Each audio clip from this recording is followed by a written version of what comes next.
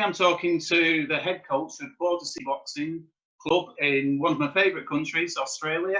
How are you doing, Matt? Oh, g'day. Yeah, doing very well, thank you. Thanks for putting us on your podcast. Oh no, you're welcome. Matt Friswell, by the way. I should give you your full title. How long have you been running the club, and how's it going?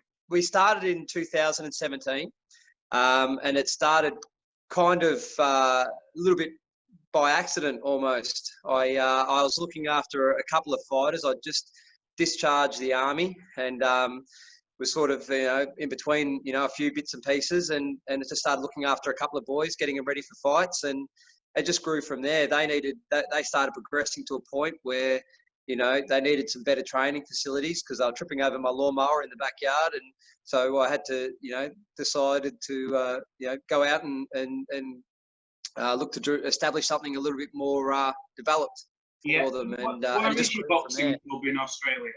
We're on the border of Victoria and New South Wales. We're in Albury, New South Wales, just on the border there. So we're halfway between Sydney and Melbourne. And Matt, you was a physical training instructor in the army, wasn't you? What's your background in boxing that got you into coaching?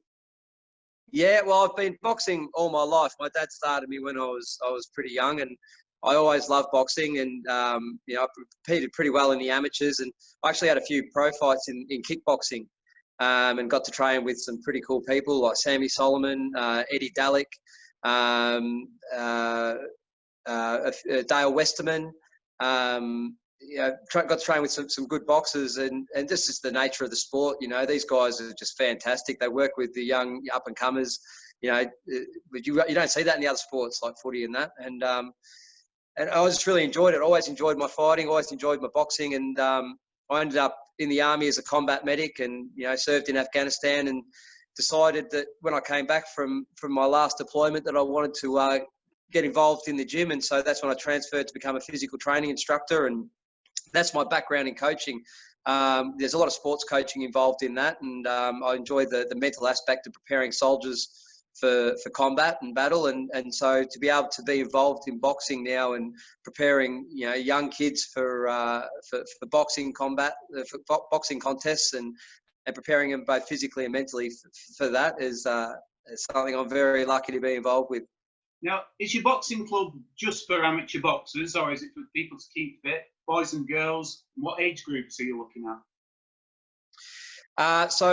Well, we are a fight club first and foremost, but we do have a lot of people here who just love fitness. They like to keep fit, and we like to try and help out those people as much as we can.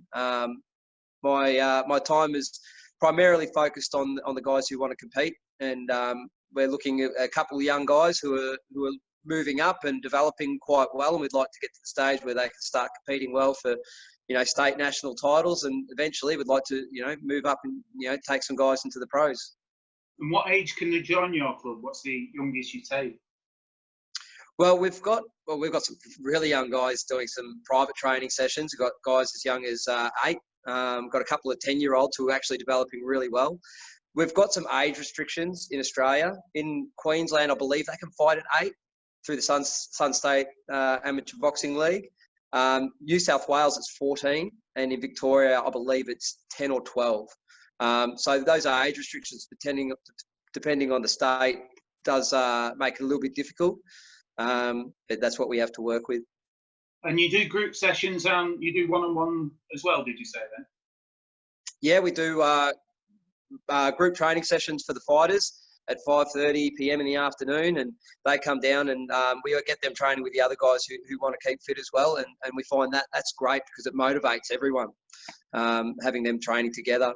And then we do the private training sessions as well, just around that where I can fit them in. Now, we know boxing training helps people get fit, obviously. What other benefits do you think boxing does for people?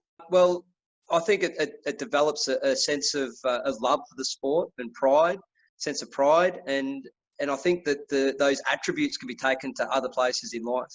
I know for myself, the ability to overcome fear and stick to your drills and do what you've been trained to do is something that served me well in the military, and I definitely had the courage to go and do a lot of different things in the military that I think I was able to do a lot more easily from the background I had in boxing. How popular is it in Australia at the moment? In England, it's very popular. Only second to football, really. How popular is it? One of my favourites was Jeff Fennick when he was fighting. Oh, Jeff Fennick is an absolute machine, a genuine Hall of Fame boxer. You know, just a guy who threw punches in bunches and just kept on throwing them. But we've got a lot of great fighters who still keep coming through, and we've got a big fight coming up soon in Queensland. We've got Tim Zhu, who is Kostya Zhu's son, and he's definitely piqued the interest of the mainstream media and the mainstream sports media. And that's starting to get people's interest again. So he's fighting a guy named Jeff Horn, and I think everyone probably remember Jeff Horn had that big victory over Manny Pacquiao.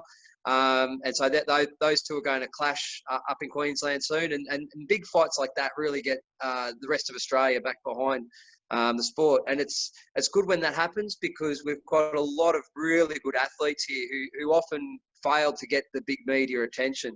And what's the amateur scene like? You know, yeah, look, the amateur scene is it's a little bit, could say it's a little bit fractured, because we have the association, which is the Olympic style boxing, which leads on to competition in the Olympics, and then we have other organisations like League and Global. I think there has been a really big push by people in Sydney, like Paul Nazari and these guys who are trying to get the association and league fighters to compete and let the boys compete against each other, and hopefully open the door for some of the boys who compete in the league to have an opportunity to go for Oceania titles and hopefully have the opportunity to go onto Olympic competition. But at the moment, you know, there is a bit of politics that does muddy the waters a little bit. But there's still a lot of opportunity for people who want to get involved in the sport. Now, going back to your club, boxing clubs can be quite intimidating if you've never been in one before. There's a misconception that you'll have to start when you box. There isn't. You don't have to do that, do you? No, definitely not. And I think, you know, one of the good things about boxing is people start to learn that they're not made of glass, and that they're a lot stronger than what they give themselves credit for. But at the same time, I think people are starting to realise that, you know, you don't get stronger by getting belted in the head over and over and over again. There are smarter ways to do these things. And, you know, we try and use a lot of drills. And like, we do have to do hard sparring occasionally, but it's not something you have to do every week. It's not something you have to do every day. You know, protect that brain as much as we can. And we try and get, you know, the guys exposed to as much light sparring and some drill work, and then and save that harder sparring for, you know, a little less often, so we can look after the brain as much as we can. We do like to build guys up, and so that's why it's a little step into sparring instead of a big step too early on. It scares them away. Do you have your own club shows? No, well, we haven't promoted ourselves yet, but we have a local promoting team. Graham Melbourne has been promoting shows in this area for decades. And when I was a young kid, he was promoting the shows here. He now promotes the shows in this area with his daughter, Lana May, and they put on fantastic shows in this area, in the local area. They put on great, evenly matched contests. And they put on some really big shows, really big fights too, because we've got some really good local athletes competing in this area, not just from my gym here at Border Boxing, but also other clubs like Boss Boxing. And we get fighters from all over Australia because they'll fly them in to come and compete here, to give them the opportunities to fight at that higher level. Australia is such a big country. How far do you have to travel to box? Yeah, we're travelling a long way to get our guys regular competitions, because it is so big. I mean, we've got to travel a fair way to get to Melbourne or Sydney as it is. But then if we don't do those trips regularly, then the guys probably have maybe 1 or 2 local fights on in this area a year. So obviously we're going to have to get on the road. And it's 6 hours to Sydney, 3 hours to Melbourne for us where we are. So, you know, we do have to get in the car and travel quite a lot, to get those regular fights. And if someone's watching this and thinking of coming down the club, what would you say to encourage them, whether they be young or old, to try it out? Look, boxing is for everyone. and everyone can have different goals of where they exactly want to get to.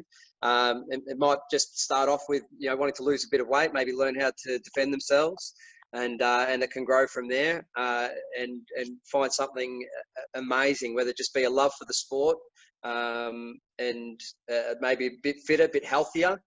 And then realizing that you can achieve things that maybe you didn't think was possible beforehand. You've got to get outside your comfort zone to try these things. Well, that's great, Matt. Thanks very much for that, and all the best with the club. It looks stunning, especially when you're training outside. You've got outside area, haven't you, where you train? Yeah, which was quite handy with the COVID restrictions. It helped us out a little bit earlier when we had pretty heavy restrictions. Having an outdoor area was handy for that. But it's great, and I think come summertime when it gets a bit warmer, I think we're all going to enjoy the outdoor training area a bit.